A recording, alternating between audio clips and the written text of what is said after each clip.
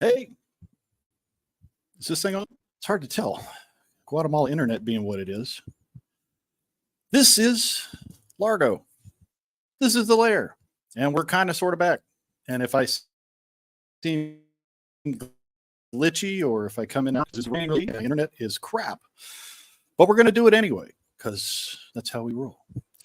So to bail me out in case I wig out, I've got my co-host, my friend, your friend, the man who brought 118 back in a sexy way. Wilhelm, if he's there, there he is. Let me bring up big. Ba-boom. Aha. Are you muted? Because I can't hear you. It wouldn't be a show without me starting off muted. We're back, and we're bringing all the same mistakes that we have always made with us. So glad to be back, and it's so good to see so many awesome people here in the chat. Jim, I know it's been a tough couple months for us, and we've been really trying to get this back on the road again. So it's been a while, and I was thinking maybe we're a little early, so I was thinking maybe we should say hi to everyone that showed up tonight, and then maybe just give a quick recap of what this show's about, because I think I saw a pretty hilarious comment here from Brandon where he's like, I didn't even know this is about Action Force. So this is a thing. It's a thing. Yeah, it's a thing. Yeah, it used to be a thing. Yeah, for a while we were going strong, and then absolutely. We have to start off. That's right. Got to start with our super wrench and bandhammer, Bjorn Schmebulok. Schmajulak, my friend, Schmajulak. And our buddy Johnny saying full force, which is Action Force, but we love it anyway. I got some old school Action Force, so we're digging. You can like both. You can like it all. We have Mr. Bill from Weird Fantastic. Will, you're gonna have to let me know if I'm glitching because I can't tell. I know my signal's kind of wiggy right now. A little bit. Yeah, a little bit. You got a couple roosters in the works there messing me up a little bit. Tell you what, I'll let you run the comments because I know my signal's iffy right now. Yeah, you're dropping out a little bit, but yeah, we've got Ricky, Star Fox Rain. How are you? And Brandon R. What's up, dude? How are you? He says Grind to Jim said there'd be free sandwiches if I clicked on the link. So hi everyone. And I don't know. Maybe we have a certain kind of sandwich. Look at this guy. He showed up. Hey. All right. And Gojitron with a let's go. Yeah. Master Versal Toy Hunter. Evening there, sir. Evening to you. And then Brandon will just go over that. But Jim does. Oh yeah, Jim is the man. I said that earlier in chat. He is the man. And then it's Chad with I guess I'm here now. You're over here now. Yeah. Let's see here. Samuel Edwards, party time. What's up, buddy? Andrew Sabina, what's happening, man? Robert's Infinite Realm, it's lore time. Yay, yeah. And you did an awesome video today as well. I've been checking out those. Rat Phase 44 reviews, always doing awesome videos. James, how are you, my friend? Let's see. Ted, what's up, man? Hey. And we got Starboy Station in the house. How you doing? And I think we are simulcasting on. I can't tell if anyone's even watching over on the other channel, but we may be getting people from both. Frontline. Hi everyone. And just so you know, Jim and I pretty much we cross the streams quite often. So you'll see our content on both channels and stuff like that. So don't get confused. It's totally normal. G-Force Racing, what's happening? Hey, Jim and Will, how are you? Fat Red Foo, lurking today. Lurk away, my friend. I hope you enjoy it. And then Fight in Code Names. Welcome back, fellas. It's good to be back. And we got Skunkworks Studios in the house. Awesome. Yeah, he's doing some awesome stuff too. He did some great content over the weekend that I really enjoyed. And did it die? Did what die? The connection? The music? The day the music died? Oh, I think it's what you said. maybe the music died. Yeah. And Skunkwork just wanted to say hi. Well, hey, how's it going, buddy? And thanks, Will. Working on a shooter video. Kick ass. And okay, so I think we're caught up with the chat. Do we want to just, for anyone that's new here, the AF3, or a Forceful Fellowship, is a show that we developed where we explore the lore of Valor versus Action Force. We know that everyone loves the toys. They go out there, they buy them, they do little reviews and show off their dollies. Stole that one from Chad. Just Chad is like infectious that way. He gets you start talking like him. But yeah, they like to show off their dollies. But there is a whole other side to the Valorverse Action Force line. This wonderful comic series that they put out, plus a full novel. The bio cards that come with each character. Each character has their own story, their backstory, and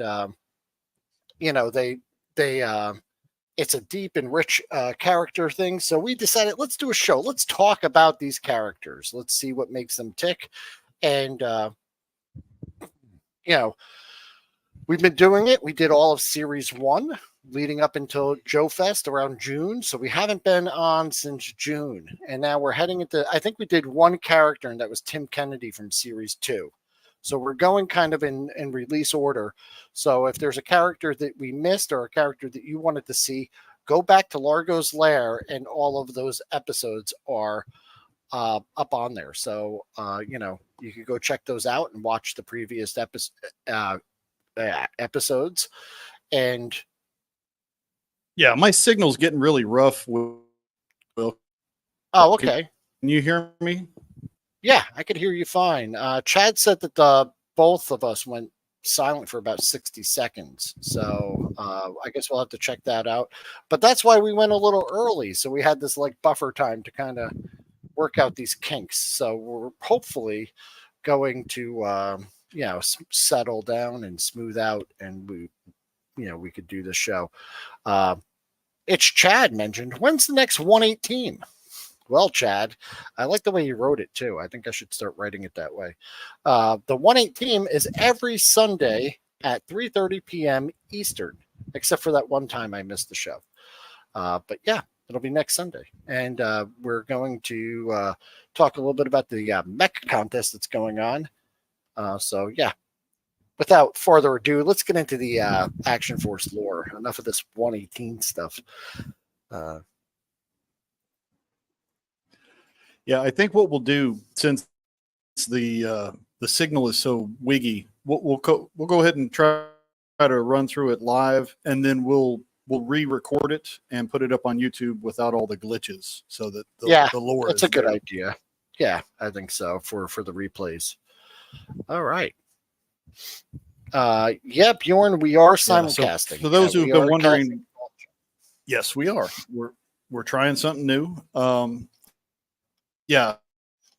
For those who are wondering why, this is why my signal has been really bad for a while now, because of the quality of internet we have here, and it's the rainy season, which also affects my signal. So, but we figured we'd try to persevere and see what we could do tonight, because it's been a while. It was fine earlier. We went earlier and everything was flawless, and we were going to pre-record, and we went, you know what? Let's go live, because we haven't seen everyone in a while. We really wanted to interact with the chat. So this is exactly. It's not lagging because we're simulcasting. It's the weather over there in Guatemala. So, and that rooster, Eduardo. Yeah, he's probably getting drenched right now, because it's coming down pretty heavy out there. Yeah. Chad, that's awesome. I'd love to have you on Sunday. So please, get with me, and I'll try to tailor the show to stuff that only you like, because I know how mad you get when it's something that you don't like. And he likes stuff. Yeah. Well, we're going to talk stuff. All right. Well, let's jump into it, guys. So we've done all the characters. The last character we did was, so we did all of series 1 plus series 2. We did Tim Kennedy. And for this episode, we've got a twofer. So we're doing Kill-Switch and Rollout. Yep. I read the Broken Alliances novel. There's a reason why these two go together like peanut butter and jelly. We'll touch on that a little bit. All right. So Jim, just since you're glitching, you want me to advance the slides, and then if you fall out, I could just pick up where you left off. I can hear how bad the audio is. Yeah. All right. So I'll let you start, and we'll see how we go. You want to take it? It might be a little glitchy, so you may have to repeat me. But everybody's favorite Bad Mama Jamma. We got him here. He is an awesome figure, but there's more to him than just a pretty face. He's got quite a lot of interesting stories going on, mostly in Bill Nedro's excellent novel, but also in his profile, as they're known in the Valaverse. He was originally solicited as Downrange during the original Action Force Kickstarter. And why they changed, I don't know, but I think the Rollout name goes better. So I'm glad they did. Downrange could be another character later on, but I think this was a change for the better. Yep. The design of him, his colors and styling, pretty much the same. Just a name change. Bobby liked Rollout better, and I kind of like it too. So, yeah, and you can see this was what the Kickstarter. Yeah, this is what the prototype, or the I don't know what you would call it, the paint, the one that he hand painted to show off, is what it looked like, and it's slightly different from the final product. So yeah, let's get into his combat profile. Here's just a picture of it. We're not going to read the whole thing. I think on the next slide we've got a little bit closer there, so we can read it a little better. But combat profiles are now available on Valaverse.com. If you go to the links, there's a link that goes into talking about the story and the background and all of these file cards. You can pull them up and look at them at your leisure. All right, so we got Rollout. He is Series 2, Figure 1. So he was the first figure released in the second series. His file name is Gregory R. Seams. His primary skills are, 11 Alpha Infantry? Yes. And secondary skills, 2 Bravo Air. Assault, 5 Quebec Pathfinder. His birthplace is Philadelphia, PA. Air Assault, yep. Oh, sorry. Yep, I see that. It was Air Assault, 5 Quebec Pathfinder, yep. Rank and affiliation, he's a first lieutenant, and his affiliation is Action Force.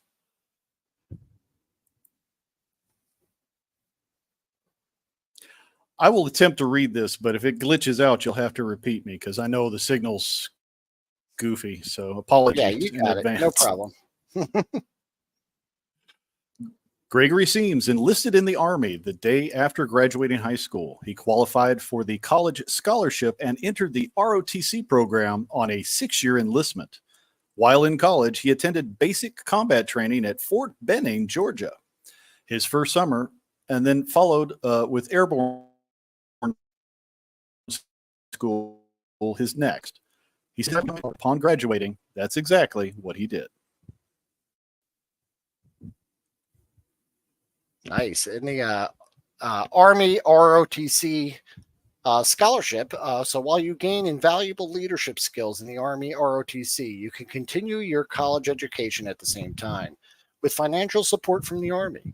Scholarships and other monetary support are available when you join the Army Reserve Officers Training Corps, or the ROTC, which allows you to focus on your education by relieving some of the financial pressure. You'll graduate with a respected and secure career path as an Army officer, and with less debt for the school years your scholarship covers. So yeah, it's a pretty cool program, and Rollout was right in there, right out of high school. So cool. Yep. As we mentioned, he is a 5 Quebec Pathfinder. Sadly, this school no longer exists. But what was that? For the thing in the Valivers, I'm not sure why they got rid of the Pathfinder school. Maybe Chad would know. We'll have to quiz him on that, because I don't see a reason why they shouldn't continue it. The Pathfinder School trains personnel in the U.S. Army and its sister services to set up parachute drop zones and helicopter landing zones for airborne and air assault missions. Their motto, first in, last out, and perch. Yeah, and I like it says penetrate deeper, last longer. Yeah. Indeed. No double entendre there. No. So 2 Bravo Air Assault. This is the Air Assault badge is awarded by the U.S. Army for successful completion of the Air Assault School. The course includes 3 phases of instruction involving the U.S. Army rotary wing aircraft, combat air assault operations, rigging and sling loading operations, and repelling from a helicopter. The United States Army Air Assault School, officially the Cebulski Air Assault School, or TSAAS, is located at Fort Campbell, Kentucky. The school was named for Commander Sergeant Major Walter James Cebulski. The school offers several courses, including Air Assault, Pathfinder, Pre-Ranger, Rappel Master, Fast Rope Insertion Extraction System, or FRIES, or FRIES, Special Purpose Insertion Extraction, SPIES, Master courses. Very cool. The military loves its acronyms. You got to hand it to them. There's somebody, there's somebody in an office somewhere who comes up with this stuff. God bless them. Oh, I think we did a double there. Oh, yeah, there we go. Yeah, so we did. Yeah, we're good. So, Rollout is part of the 75th Ranger Regiment, and we have here their crest, which is unique to the 75th. The 75th Ranger Regiment is a lethal, agile, and flexible force capable of conducting operations missions. Today's Ranger Regiment is the Army's premier direct action raid force. Their capabilities include conducting airborne and air assault operations, seizing key terrain such as airfields, destroying strategic facilities, and capturing or killing enemies of the nation. Rangers are capable of conducting squad through regimental size operations and are resourced to maintain exceptional readiness. You bugged out there, so I think you ended at Rangers are capable of conducting squad through regimental size operations or resource to maintain exceptional proficiency, experience, and readiness. But I think we got the rest. Indeed. Cool. He is, this is a point of contention. I'll tell you, was not a happy day for the Rangers. The tan beret, not to be confused with the tambouret. That's a whole different thing. Back in my day, Rangers wore the black beret. However, there was a change in 2000 when some bright idea general decided that the Army uniform would change. Everybody, you get a beret. Check under your seat. Everybody gets a beret. So the traditional Ranger black beret was changed to tan. Tan is supposed to be reminiscent of the leather caps that were worn by arrangers in yesteryear. So that's why the tan beret existed. Yeah. I could see how some people. But Rangers were not happy about it. I don't know if that was back in 2000, right? You said so. I wonder if that people have kind of moved on from that, but that's what it is now. Indeed. So I think Okay, yeah. So, Rollout's time in the 75th was cut short due to the fall of the Union. And after the splintering of the country, Lieutenant Seams found himself looking for a better way to serve. That service came in the form of a private security for a Republic governor. After a skirmish took the life of that governor, Rollout was again in need of work. And we see him here. He didn't appear in the comics very often. But he gets a few Mission Files 4 on the cover. Yeah. He is on a few panels inside as well. But he really starts to get into the alliances. Yeah, so when Action Force was formed, Rollout was oh, okay. That's all right. Go ahead. That's fine. Sorry. No. You were frozen, so I started. We'll roll through it. When Action Force was formed, Rollout was one of the few at the top of the recruitment list. Although he tended to butt heads with other team members, which we'll see if you read the novel, it did not stop Rollout from being one of the best at carrying out a mission. Rollout quickly became a senior-ranking member of Action Force. He is prominently featured in the Action Force novel, Broken Alliances by Bill Nedrow. So if you haven't read that, it's a ton of great lore. And really good read. I love Bill Nedrow. The way he does action is just actually really fun and awesome. And if you're a fan of 80s kind of action military movies, it really, the pacing and everything like that really tickles that, that fun spot in my brain. So Rollout is named the leader of Carrion Company, a splinter group of Action Force, and he works very closely with Kill-Switch, hence why they were done together. As a matter of fact, for a lot of most of the novel, they're kind of doing joint or separate operations with the same goal, but they are doing, split in, and they're doing their own thing. So, that's Rollout for you. We've got a couple comments about Rollout, so let's go ahead and I'll pull some of those up. But Chad said, "F that rooster." That was earlier, and I just wanted to share that because you know what, Eduardo is a dick. Robert's Infinite Realm says he does like Rollout as a code name better. Yeah, I think that was an improvement. And Brandon was saying, yeah, downrange would get corrupted to down low. Like naming your kids. You got to be brutal and think of the mean shit people will turn it into. So, yeah. And then Bjorn put a link there to the Valorverse.com mission file. So thank you very much for that, Bjorn. I really appreciate that. And then we had a couple people like Pericles jumped in here. I believe Scott popped in and asked, does he transform and roll out? And Happy Accident showed up too. What's up? Yo. So, yeah, so we were able to get through most of Rollout there without much of a hitch there. How's it coming through to you guys? So, because I hear Jim breaking up, and I know there's a little bit of a delay. So, we've got Kill-Switch to go through now. Did you guys get that? Most of it? Was it serviceable? Let us know. I guess in the meantime, we'll go ahead and start with Kill-Switch here.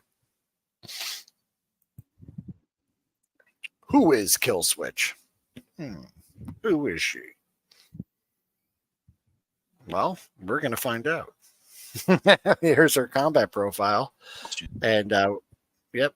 And just want to take a look and just once again, Bjorn did put that up there. You could go check out all the mission or the combat profiles. They're all up on the website. And so we got Kill-Switch. She's actually Series 3, Figure 3. So we've kind of jumped a little bit. For the most part, we're going in order. But since these two kind of work so well together, we decided to go ahead and just make them a team. So this is Layla Richardson. Her primary specialty is 5335. Is that correct? She is a senior correct. EOD. It's 5335, senior EOD technician. Her secondary skills are 5335. 5335. Okay. And then 5343, diver second class. Her birthplace is Bay City, Michigan. Is that Michigan? Yeah. And she is a chief petty officer of Action Force. A lot of people wouldn't know from her Action Force uniform, she is Navy, and she is a non-commissioned officer, a chief petty officer, and is very highly specialized in her training, and a little bit controversial on what they put in her combat profile. We'll talk about that a little bit here in a minute. Kill-Switch is a highly specialized. Her roots in Michigan. Go Michigan. University of Michigan. She was on the swimming and diving team. In her own opinion, Layla Richardson was born with gills. Even in the frigid temperatures of the Great Lakes, she became a world-class swimmer. Her talents would earn her a national championship with the University of Michigan. So any Michigan lovers up there, she's from hometown or home state. So it says after college, there is intrigue and backstory to this. Yeah, he was killed in an accident, which in turn uncovered the lifelong secret that he was actually a CIA operative.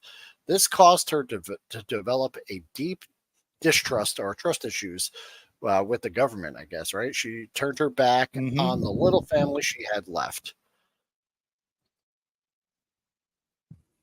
I think psychologically, and I would put accident in air quotes as far as the demise of her father. We don't have details on that yet, but it may come to light in future Action Force stories.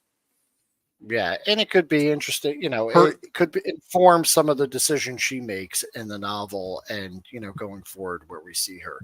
We know where she's coming from. Absolutely. It definitely colored her career path,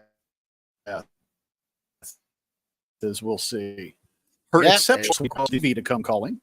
Layla's competitive nature allows her to excel in every area the Navy had to offer. You were saying, Will? I know there's a bit of a delay. Nope. Go ahead. You're doing fine. You were clear. Right. In a surprise occurrence, Layla would pass BUDS, which is impressive, but declined to become a SEAL. That's very controversial. Instead, she decided to continue EOD training and even become a BUDS instructor, earning the moniker of Kill-Switch. This is right off the combat profile from Valiverse. So any old salts in the chat will probably see why I find this a bit controversial. But we'll go into the specifications here first, and then we'll loop back around to BUDS. So she's a 5343 diver second class. Fittingly, the Navy diver motto is, "We dive the world over." Members of this special operations force travel the world working in just about every possible undersea environment.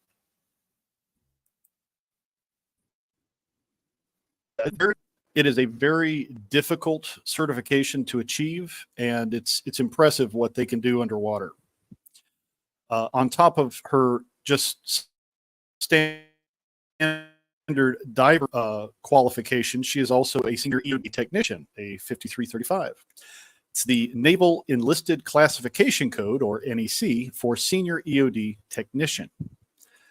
In the explosive ordnance disposal side of the Navy, the men and women who dive to disarm explosives, be they mines, missiles, or torpedoes, what have you, They will dive in special scuba gear that is of a non-metallic nature to avoid setting off the explosive to try to disarm. So they definitely want to avoid setting off those explosives underwater at either deep or shallow depths. EOD technicians render safe all types of ordnance, including improvised. And I'm having trouble seeing the slide. Oh, it says chemical, biological. All the favorites. Yeah, all the things that go boom. Chemical, biological, and nuclear. All the big boom. Yes, big bada boom. And EOD technicians perform on land and in water locations. They identify, render safe, and recover or dispose of foreign and domestic ordnance. They conduct demolition on hazardous munitions, pyrotechnics, and retrograde explosives using detonation and burning techniques. They forward deploy and fully integrate with the various combatant commanders, special operation forces, and various warfare units within all branches of the armed service.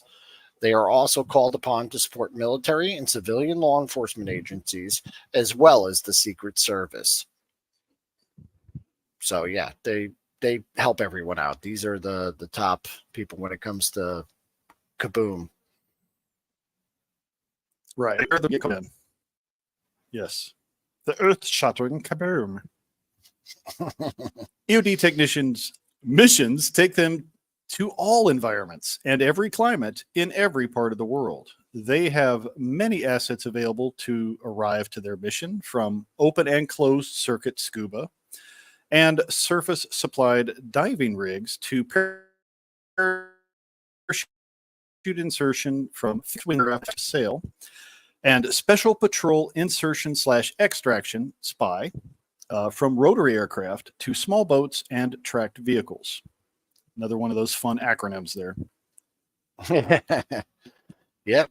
Basic underwater demolition, SEAL, BUDS training is a 24-week training course that develops the SEAL candidates' mental and physical stamina and leadership skills. Each BUDS phase includes timed physical condition tests, with the time requirements becoming more demanding each week. So every week you stay in, it gets harder, and a lot of people don't make it. So there is a very high dropout rate for BUDS training, and there's no shame in that because it's super, super hard, and they only want the best of the best. So this is where I find a little bit of controversy with this particular combat profile. Is a female candidate to be accepted to BUDS, let alone pass BUDS, and then for them to say, nah, yeah, no thanks. That would be unheard of. I call BS on that, because you don't make it through that training and then not become a SEAL. That's just silly. So I'm saying it. I think that's a glitch in the lore. We will see if we can get some confirmation from Valaverse HQ on where that came from. But as of September 14th of 2002, 13 women have been chosen for Special Warfare Combatant Craft Crewman Training, which is complementary to BUDS training, with one completing the course and becoming the Navy's first female naval special warfare operator, where the Navy SEALs and conduct their own classified missions. This particular individual, I don't know the name of, but she apparently qualified in July of 2021, according to the most current information I could find from military.com. So it's very, very rare for females to qualify. They have qualified for this adjacent boat piloting specialty, but to my knowledge, as of this point, there are no female Navy SEALs. Yeah, and just to back on that, I was thinking in 2015.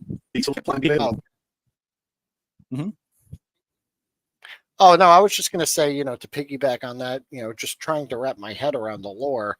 I was thinking about her backstory with her father being in the CIA, the fact that no female has ever done this before. There'd be a lot of attention drawn to her for being that first person. So I don't know, whether it was maybe a decision she made because she didn't want the attention or the spotlight on her. Maybe could be a way to explain that. But I digress. Go ahead and keep going. I was just trying to, No, that's a fair point. We don't know enough of the backstory of maybe there's a justification for why she declined to become a SEAL, even though she graduated BUDS. It just seems very, very far-fetched to me. But Bjorn makes a good point. There's nothing with her character figure that indicates that she is a diver. So maybe we'll see a scuba version, a special missions version of Kill-Switch, where she's, getting ready to do some undersea stuff, since that is her specialty. I'd like to see that. That'd be cool. Yeah, nothing's been released, but they could just what do we got a here male. From Pat Red. Oh, he said he got a rash last time he swam in Lake Michigan. I was going to say they could just do bodies. I don't know how with male and female bodies in a wetsuit, and in the head, because it really wouldn't matter, who's under there. But you could do a head swap and have them looking good. Oh, Robert. Her preferred pronoun is mermaid. Indeed. So yeah, it'll be interesting to see how this plays out. But according to her combat profile, she's a diver, and she is BUDS qualified and has actually been an instructor, which again seems a little far-fetched, but we'll see how this plays out. So those are my caveats. I've said my piece, and guys in the comments tell me if I'm wackadoodle. We'll see. I don't know who came up with the backstory for her, if it's Bobby or if it's one of his military consultants. So I'd like to know more. So I'm going to dig into this. It's inquiring definitely minds. Yeah, we want to explore the lore, and we want to know. I'll try to read this one. If I glitch out, you'll have to pick up on me. Oh, okay. But we should clarify here. Most current military information I could find on this subject. There's not a lot out there. If somebody knows something that supersedes this, please let me know in the comments. So as of 2015, SEALs are women can apply to become SEALs, but they still have to be selected. It just means that they are now available for selection, if that makes sense. There has not been any success in women becoming Navy SEALs since they have been accepted to participate in the program that we know of. According to the Navy in 2021, an article I read, 18 women to date have tried out for either BUDS or the SWCC, which is that secondary program we talked about, have successfully completed the selection, which is one hurdle. You have to be selected by a board. Then you have to get through the training. Of those 18, 3 are still somewhere in that process, or were at the time of this writing, which was 2021. One of them did actually become SWCC certified, and the other 2 are somewhere in the BUDS. But as of December of last year, 2022, no female members of the United States Navy are SEALs. So just putting that out there. Now, what happens in the future with the Valiverse? I don't know, because that is slightly in the future. So maybe she's the first. Yeah. We don't know. So then it says that, in the wake of the divide, Kill-Switch was contacted by a senior member of a new special ops team who once ran missions with her father. Initially, she declined recruitment. Layla would eventually agree in exchange for knowledge about her father. So, she was not interested at first, but when they told her that she could learn more about her father and, the circumstances of his death, she was interested. So she's definitely got a motive there for joining and being on the team. She's an effective member, but she's there Absolutely. for you know. From the way this is worded, I would assume Condor is not the one who recruited her, but perhaps a colonel or someone high up who put them together. Someone who would have been old enough to have worked with her father. But not a lot of that has been detailed yet, but who knows? There's a film coming out. There will probably be another novel. There's going to be more lore coming. Hopefully this will get fleshed out in some form to explain these mysteries. Yeah, I really enjoyed the comic series and, and the novel as well, but I would love to see more comics come out, even if it's a digital version of the comic. Physical copies may not be the way to go, but I would really enjoy that. But Kill-Switch is prominently featured in the Action Force novel, Broken Alliances by Bill Nedro, and she does absolutely kick ass in this novel. So if you're a fan of the figure, I know that she's kind of been eclipsed by Eclipse, and and then also who's kind of come as this like big hit character where everyone's really into Eclipse right now. Yeah, I have to say Eclipse was probably my favorite until I started reading the novel. Kill-Switch of the femme fatales that belong to Action Force now, based on her characterization in the novel. But I would say she definitely stands on her own, and she's a kick-ass character. So you're going to want to check her out. So Layla works closely with Rollout as part of Carrion Company, a splinter group of Action Force operatives led by Rollout. And this is the 112 action figure. She's make a. Go. Sorry, I know we're there's a delay there. Go ahead. I wasn't just commenting that.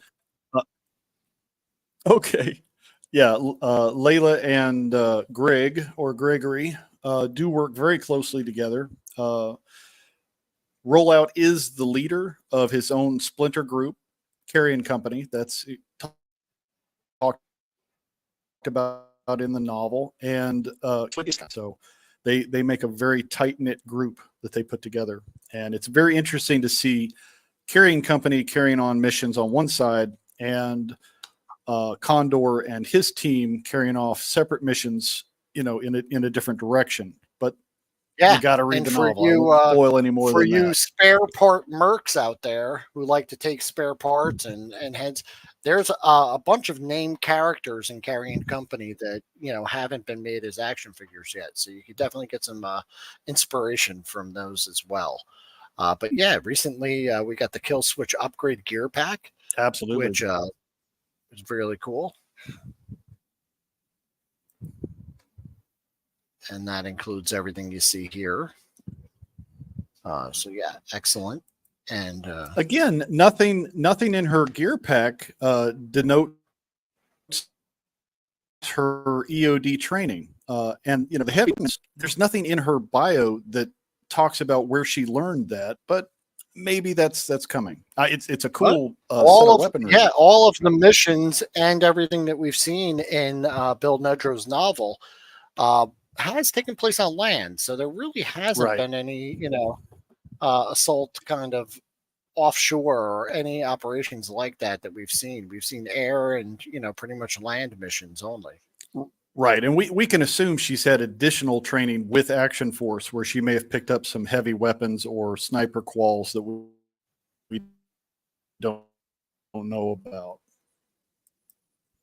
Yep. And then just so you know, you can pick up all 8 issues of the trade in the trade paperback now and read them all. So if you haven't, go over to Valverse.com. You can pick up the trade paperback.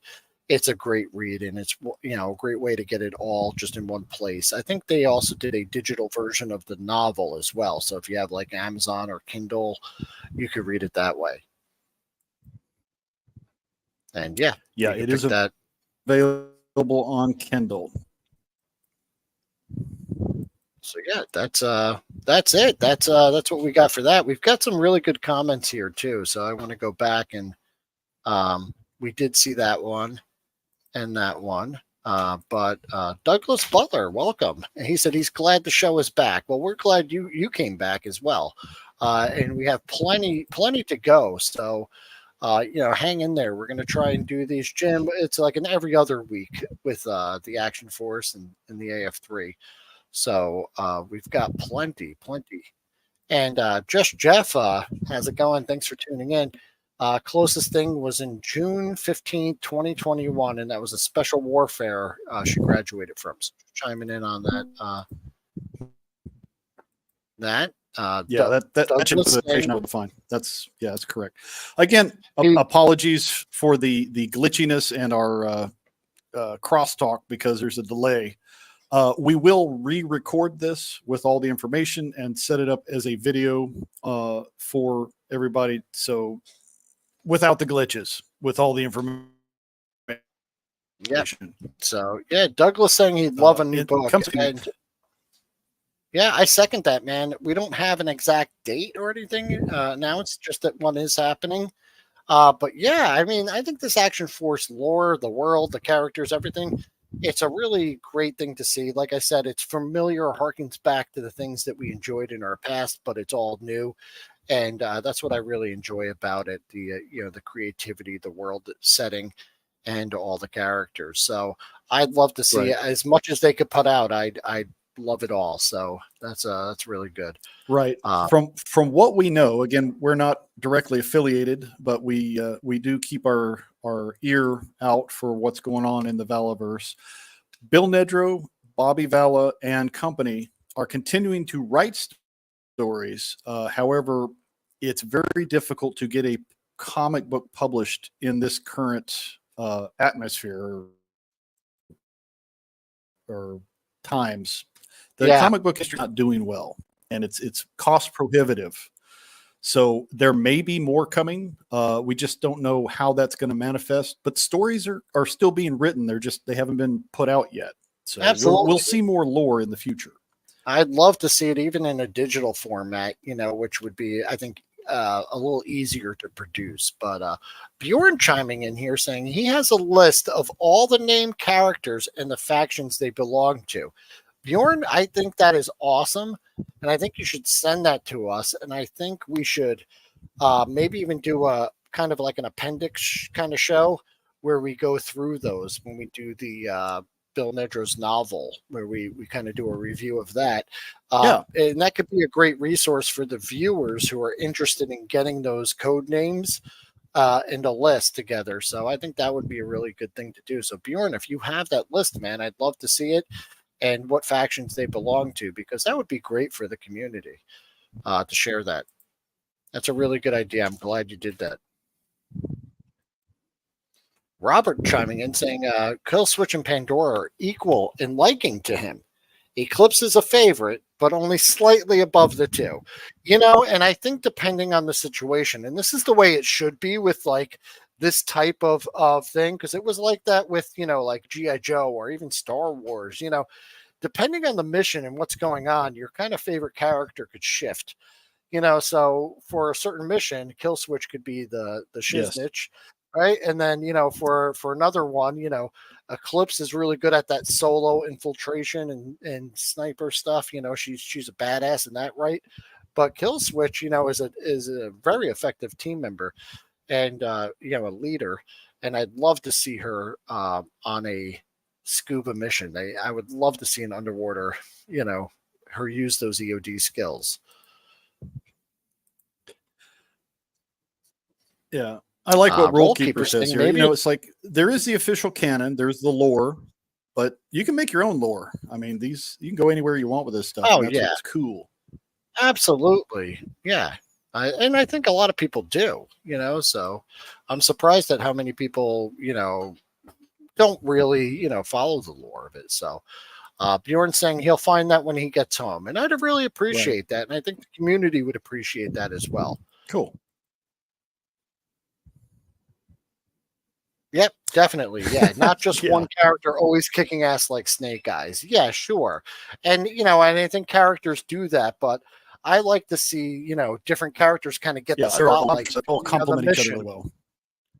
Yeah, because everyone can't be the best at everything. So, I'd love to see, like I said, like specialized missions that require, them to bring in. So you have operators that are good in kind of all situations, but you're bringing in a specialist to kind of lead that team for that special mission. And I think, as a caveat, with G.I. Joe, there were a lot of specialists who were very specialized to the point almost of absurdity in some cases, like Blowtorch being in his firefighting suit in situations where it's like, I don't know that that's necessary. Yeah. Do we need stuff on fire here? Maybe not. Yeah. Or put out. Yeah. They have abilities, but they're cross-trained and, they work together well as a team. Everybody gets a chance to shine depending on what's going on. A lot of them have very similar training, obviously, as far as quals and or special operations tactics. Many of them are former members of special forces branches. So that's what makes them work in Action Force. And of course, they all have really booked them up. I think Delta Force, the Delta troops, not Delta Force, not to confuse that. The green guys, the Green Army guys, they're pretty much their rank and file. And there's also the specialized team that backs them up, Steel Brigade. So, yes, separate but equal in the fact that the rapid response. So yeah, and where's it? Robert saying a few classified figures I buy are to be added to the Action Force. It's in my lore. Yeah, Joe was long before Action Force. Yeah, and I think that's hinted to with some of the characters. But yeah, it'd be great to see Pandora's former gang. And because, those wouldn't exactly be military figures as well. They'd be more kind of gangsters or, kind of, it'd be cool to see something that, deviates, but it would require, some specialized. We do get to see some of Pandora and her current gang in Bill Nedro's novel, Broken Alliances. So we do get to see a little more of that fleshed out, which is cool. Yeah. She's a complex character. So there's a phrase, over specialization. That's a true statement. Over specialization leads to extinction, right? Yeah. And Woodman, what's happening, exactly. Woodman? So yeah, I think it would be really nice to do, this is just me talking off the cuff here, but Bjorn's saying he has that list of everything, even if not a comic book. And this is directly for Bobby. If even like, how back in the day, like they did the handbook of the Marvel Universe, and it kind of just had a character profile. It was like one book of like the character, all their specialties, and like some of their highlights and appearances. That would be a really cool comic, or even just something done on the webpage where, and maybe even some of the unproduced figures that were named in the novels or in the comics could be listed in there, like a Who's Who. I think DC Comics did it as Who's Who, and Marvel did it as the official handbook of the universe.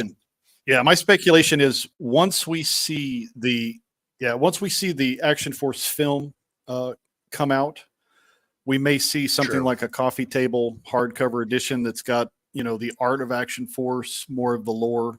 I'm hoping if the film is successful, we'll definitely see much more other media come out.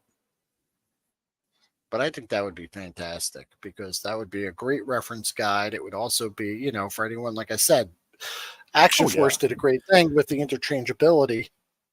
So you can make a lot of these characters, and just by using some of those troop builder bodies and things like that. So I would love to see it. And like I said, I really would. Yeah, I would love to see we're kind of passing a book that comes at it from both angles.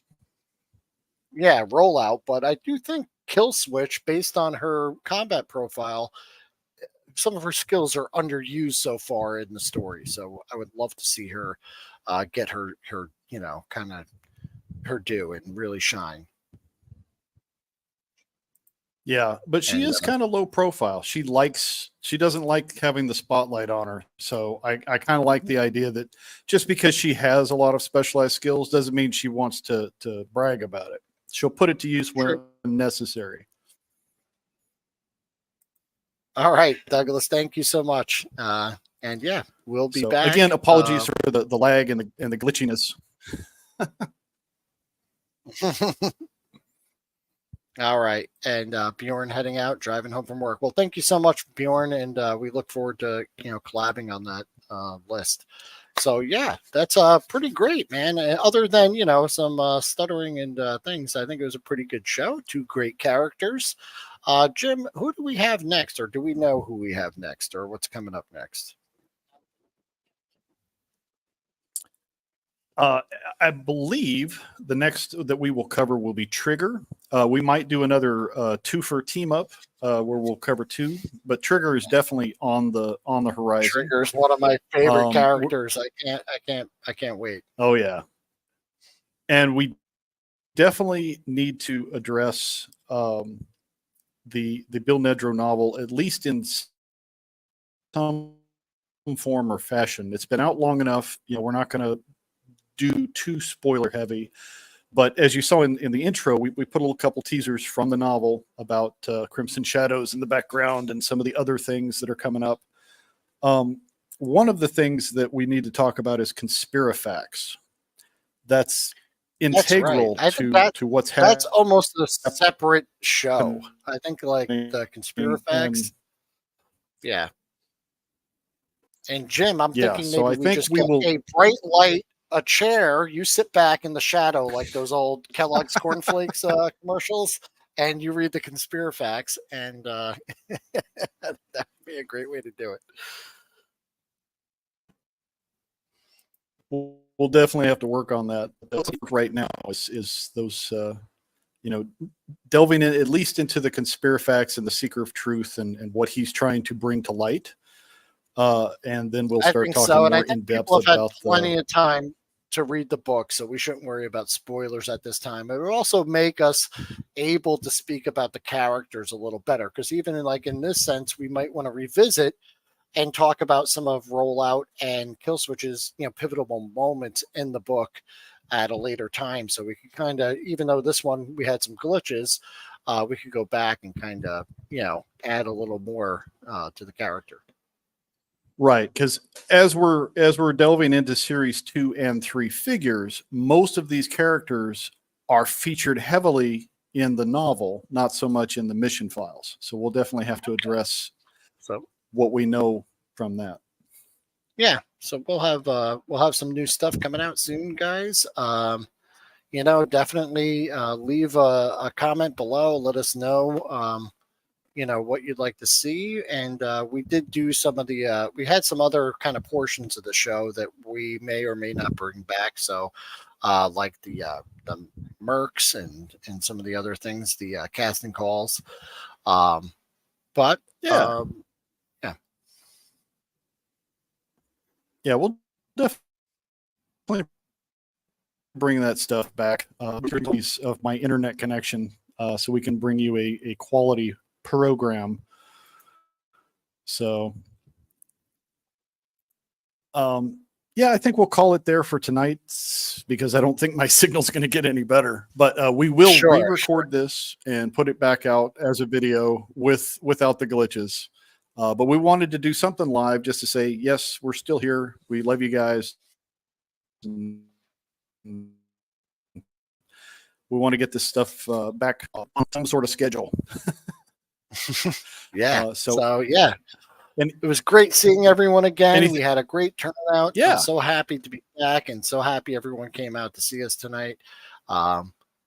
Looking forward. There's some really great characters coming up too. So you're not going to want to miss that. So that's all I got. Thank you and have a great night.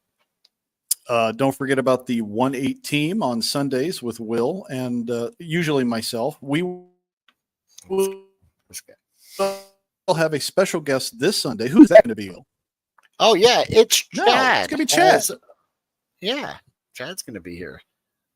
So look forward to that. I love the Chad. Awesome show. Yep. Yep. So more AF3s coming soon, along with all the other layer goodies that we're working on. So bear with us as we stumble through these technical difficulties, but we'll be bringing some fresh content. Thank you, Will. Thank you, chat. And I will sign us off before my system crashes. Thanks. Good night.